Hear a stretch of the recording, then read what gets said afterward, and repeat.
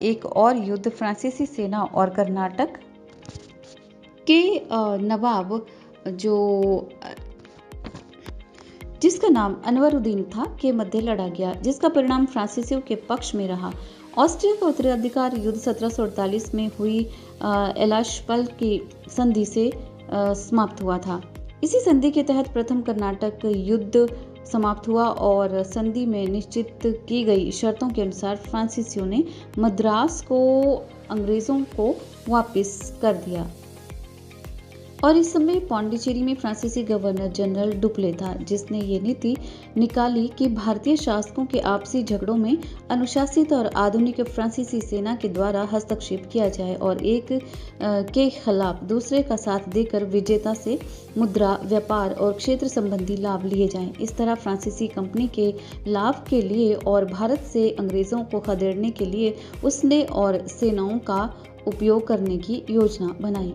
और द्वितीय इस तरह से सेकंड अगर कर्नाटक वॉर की हम बात करें, जो कि 1748 से 1754 तक भारत में चला था, तो कर्नाटक का दूसरा युद्ध हैदराबाद और कर्नाटक के सिंहासनों के विवादास्पद उत्तराधिकार के कारण हुआ था, ये भी हम मान सकते हैं।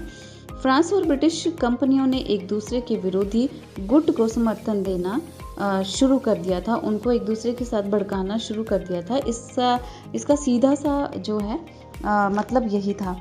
1748 में कर्नाटक और हैदराबाद में एक ऐसी स्थिति पैदा हो गई कि डुप्ले के षड्यंत्रकारी दिमाग को खुलकर खेलने का मौका मिला। कर्नाटक में चांदा जो साहब था ने नवाब के खिलाफ षड्यंत्र करना आरंभ कर दिया था और हैदराबाद में निजाम उल मुल्क आसफ जाह के मरने पर उसके बेटे नासिर जंग और पोते मुजफ्फर जंग में सत्ता के लिए महायुद्ध छिड़ गया था। इस स्थिति का डुप्ले ने लाभ उठाया और चंदा साहब और मुजफ्फर जंग से इस बात का गुप्त समझौता कर लिया कि वो अपने प्रशिक्षित जो सैनिक है फ्रांसीसी और भारतीय सैनिकों द्वारा उनकी सहायता करेगा।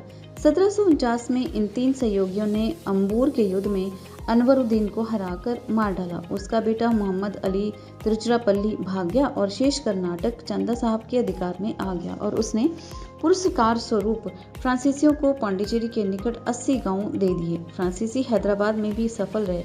नासिर जंग मारा गया और मुजफ्फर जंग निजाम अर्थात दक्कन का सूबेदार बन गया। दक्षिण भारत में अब फ्रांसीसियों की शक्ति चरम सीमा पर थी। डुप्ले की योजनाओं को आशा से भी अधिक सफलता मिल रही थी।